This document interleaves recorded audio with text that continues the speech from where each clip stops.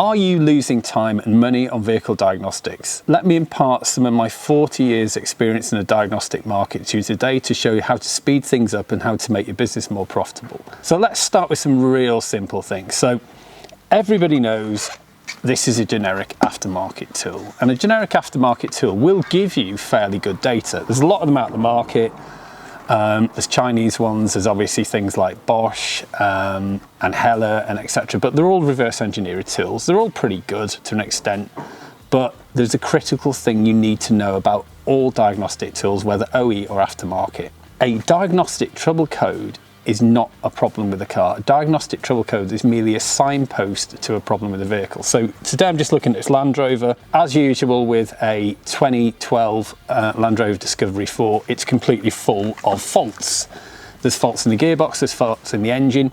How do I actually discern what's wrong with it? Now, technique number one, which pretty much everybody's done across the years, is to just clear the fault codes. I don't do that. I have a look at the fault codes, and the next thing I will do is look at live data. So if we're going to be doing this properly, we need to look at that live data and then discern from the live data what we're actually seeing. And to be able to discern what we're seeing, we need some comparative data. So where do we get that comparative data from? There's two techniques for that.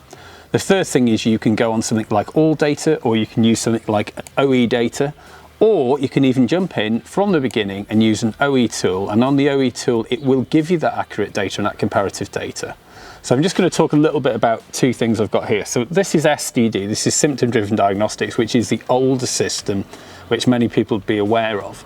Now, it's called symptom driven diagnostics because this tool is not actually powered by diagnostic trouble codes.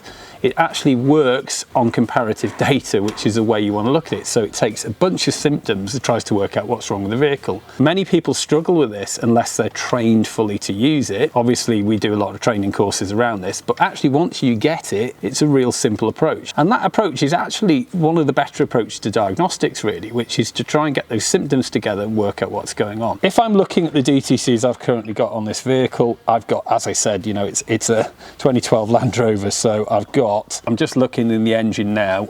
Ooh, dear me, I've got a whole heap of trouble codes in here. Now, this means absolutely nothing because it says fuel pump, it's had low fuel shutdown, so it's run out of fuel, it's got water in the fuel sensor, it's control module performance problem. There's all sorts in here. Now, I could, as I say, clear them, but the best way for me to do this would be to actually get into some live data and drive the vehicle and actually see what's going on. One thing you'll see immediately when you drive a vehicle is what's going on. So if you've got something that says minus 500 degrees centigrade, or something that says minus 50 volts or plus 50 volts, that looks insane. And often with things like EGR valves, you've got actual and target, and the target and the actual is miles out. You know there's something wrong with the EGR valve. It's sticking, it's jamming, it's requesting something that's not happening. So where do we go from there? We don't then just go and fit a part to it. What we need then is to find out some data from something, again, like AllData or the OEM tool, and then simply pick up something like your good old-fashioned multimeter and check out what's going on with that component. Is there voltage to that component? Is there a pin pushed back on the plug? Is there a break in the wire? What's the pin from the ECU to the component itself doing? So there's lots of little small techniques that you learn across the years. And as I said, number one thing is don't trust diagnostic trouble codes. The second thing that you don't trust is Googling faults. The amount of people who ring up our technical support who say, man on the internet says it's this, it's complete and utter rubbish.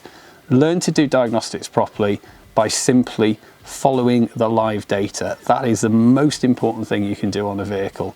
Once you've got that technique down, you won't waste any time. You'll get straight to the fault. I've been throwing cars over the years. I was recently thrown like a real challenging car, a Lexus LS 400 limo that just didn't work. And all it said was a communication fault with the battery. I traced the fault down to a fault in the footwell in the front, and again I used this simple technique. I looked at what was going wrong, where the power supplies were. I didn't have a wiring diagram for this car. I had to trace along and find the live data, and actually in the end I went onto Toyota Lexus and I bought the wiring diagram. Within seconds I found out there was a junction box that was faulty. I went down, there's corroded wires. It's all about using the live data, and it's all about using the techniques which I prescribed in this video. We're always sharing these types of tricks and tips. If you like this content, be sure to follow us.